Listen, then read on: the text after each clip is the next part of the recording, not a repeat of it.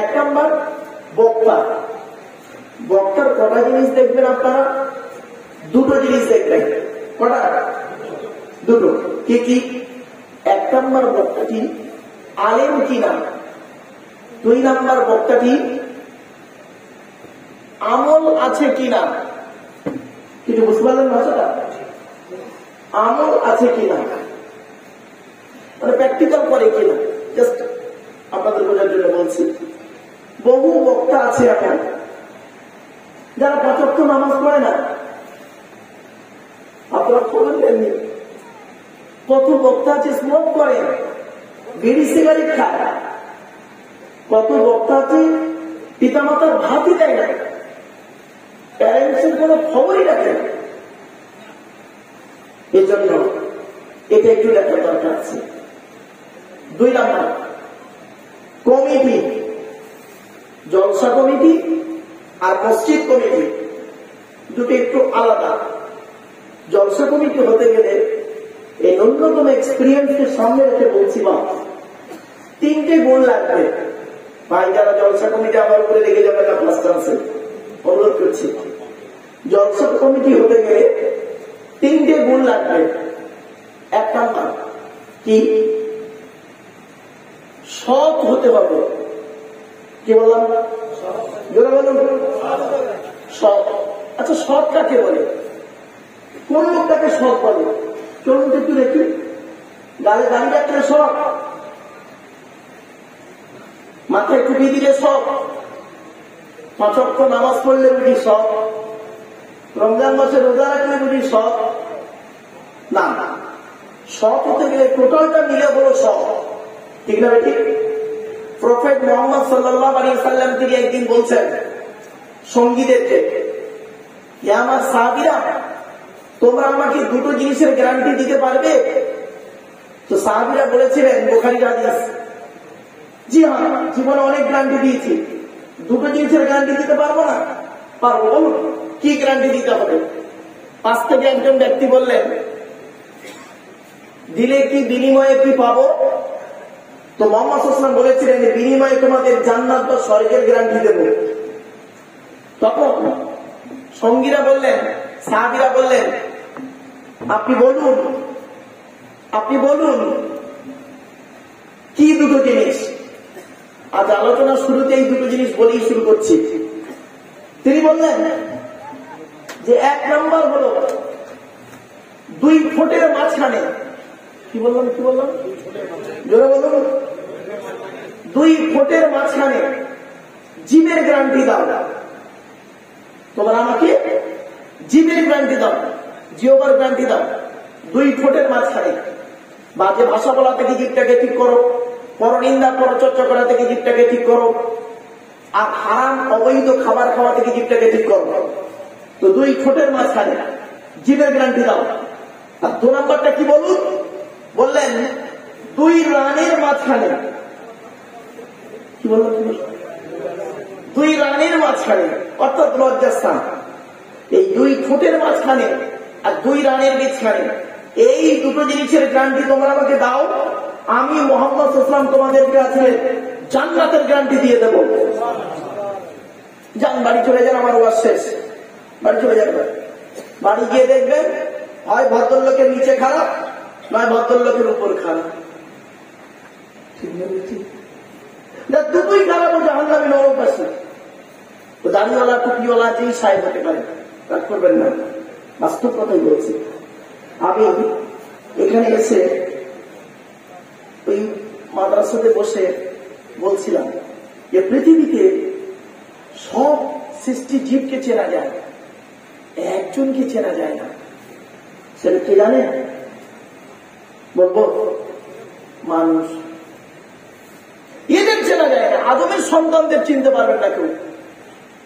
ছোট্ট একটা উদাহরণ দিই, দেবো? আরে ভাই বলুন না, একটু কথা বলুন। দেখছি তাকে যাত্রা, গ্রামটার নাম যাত্রা, তাই তো নাকি?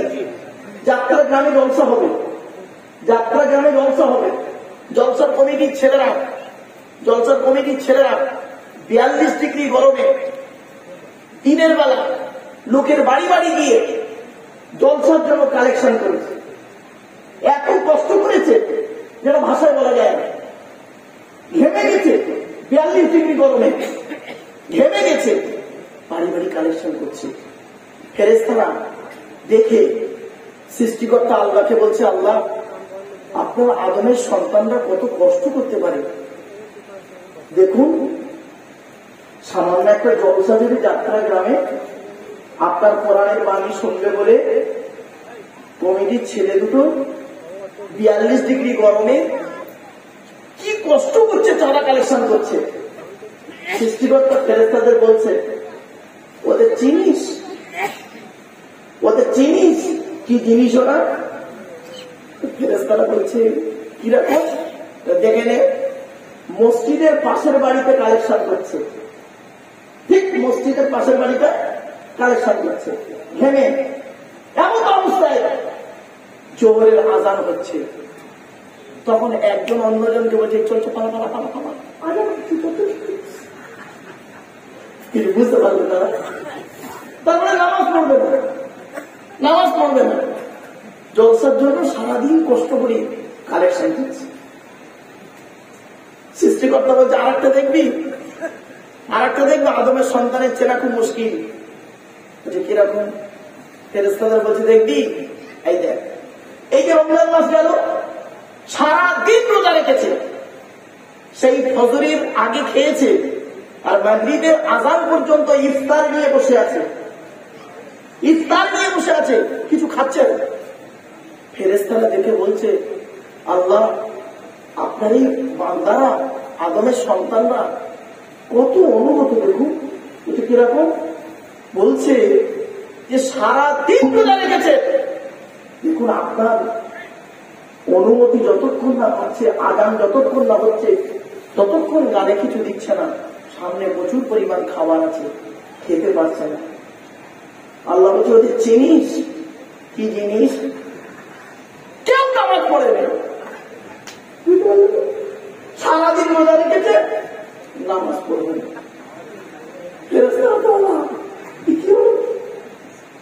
রোজা রেখেছে, নামাজ পড়ে না। আল্লাহ বলছে, আর একটা দেখবি কোয়ালিটি কেমন? আল্লাহ ফেরেশতারা বলছে, বলুন। বলছে, এই দেখ, রোজাও পড়েনি, নামাজও পড়েনি, ইফতারের সময় বসে গেছে ইফতার করতে। অসুবিধা হচ্ছে বুঝি? আচ্ছা, টেনে টেনে বলছে না বলে প্রবলেম হচ্ছে? হ্যাঁ, টেনে টেনে বললে ভালো হয় না?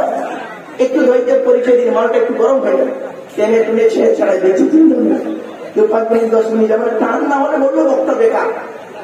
বাবা একটু ধৈর্যের পরিচয় দিন, কারণ আস্তে আস্তে একদম বলছে আমাকে, হুজুর আমি ভাষাটা বুঝতে পারছিলাম না, 4-5 বার করে রিপিট করছিলাম, হুজুর একটু টেনে বলবে, মানে কত কোটি টান দিতে পারবে, বুঝতে পারছেন?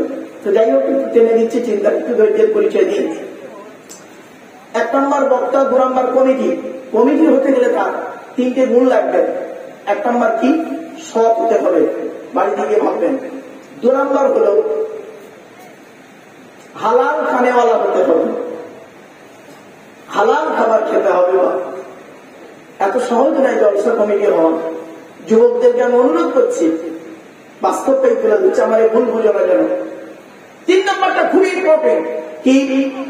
5 ওয়াক্ত নামাজি হতে হবে। এটা হলো জলসা কমিটির এই 3টে গুণ যেন থাকে। আর মসজিদ কমিটি কে হবে? এই কোরআনই বলা আছে, চিন্তা নেই, আমি আপনাদের বলে দিচ্ছি। যাকে তাকে মসজিদ কমিটি করবেন না, যাকে তাকে মসজিদ কমিটি করবেন না। এলাকার সব থেকে ধনী মানুষ বলে তাকে মসজিদের সভাপতি বানিয়ে দেবেন, কোটিপতি বলে সভাপতি বানাবেন, কোরআন কিন্তু ওটা বলে না।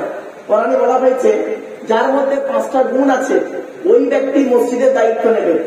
আর সেই 5টা গুণ কি কি আপনাদেরকে একটু পরেই বলছি, একটু ধৈর্যের পরিচয় দিন। এবার আসছি শ্রোতা। শ্রোতা হতে গেলে কটা গুণ লাগবে? দয়া করে আপনাদের শ্রোতা হতে গেলে 3টে গুণ লাগবে। 1 নম্বর কি? শরীর পাক। তো আশা করি এখানে যত জ্ঞানীগুণী বুদ্ধিজীবী আপনারা বসে আছেন, আপনাদের শরীর প্রত্যেকের পাক আছে। তবে হয়তো এখন ওযু না থাকতে পারে, কিন্তু শরীরটা পাক আছে, এটা দৃঢ় বিশ্বাস। 2 নম্বর হলো কাপড় পাক। কি বললাম? জোরে বলুন। কাপড় পাক। আশা করি আপনারা আপনাদের চয়েসেবল কাপড় যা যা যা পরে আছেন, পায়জামা, পাঞ্জাবি, লুঙ্গি, গেঞ্জি, শার্ট ইত্যাদি পছন্দ মতো যা পরে আছেন, আপনাদের কাপড়গুলো পাক আছে, এটা আমার দৃঢ় বিশ্বাস। 3 নম্বরটা খুব ইম্পর্টেন্ট, কি জায়গা পাক। কি বললাম বাবা? জায়গা পাক। আচ্ছা ভাই, এই যে প্লাস্টিকটায় মানুষগুলো বসে আছেন, এই প্লাস্টিকটা কি প্যান্ডেলওয়ালাদের?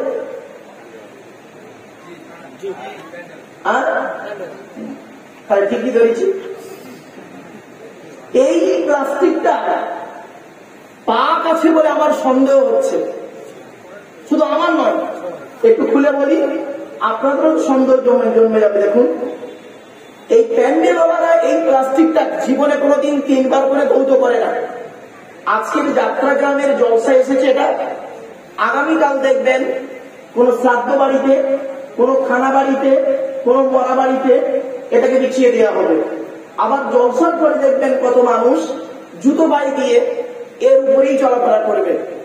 আবার আপনারা চলে যাওয়ার পর প্যান্ডেলওয়ালা যদি না গুটাতে পারে, 2-4টে এলাকার কুকুর তারাও এর উপরে চলাফেরা করবে। প্যান্ডেলওয়ালা সকালবেলা এগুলো ঘুরিয়ে নিয়ে পাশের গ্রামের জলসায় আবার বিছিয়ে দেবে।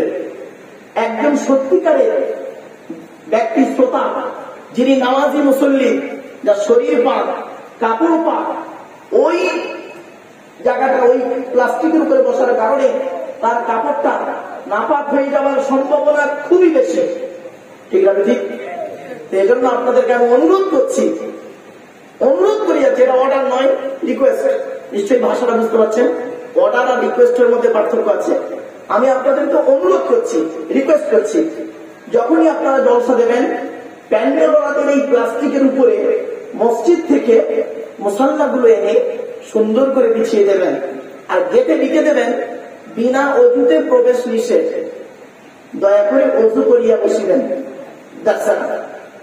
কথাটা আমার হয়তো শুনতে কেমন লাগলো আপনাদের জানি না, একদিন বাস্তব জীবনে যেদিন ঘটবে সেদিন আপনারা একটু ভাববেন। চলুন, আজকে আমাদের বিষয়বস্তু বের করে ফেলেছি 3টি বিষয়। 1 নাম্বার হলো আল্লাহর পরিচয়, 2 নাম্বার হলো নবীদের পরিচয়, 3 নাম্বার হলো আমাদের পরিচয়। ক্লিয়ার? ব্যাস। আল্লাহর পরিচয় কটি বলেছি বাবা? 4টি। কি কি?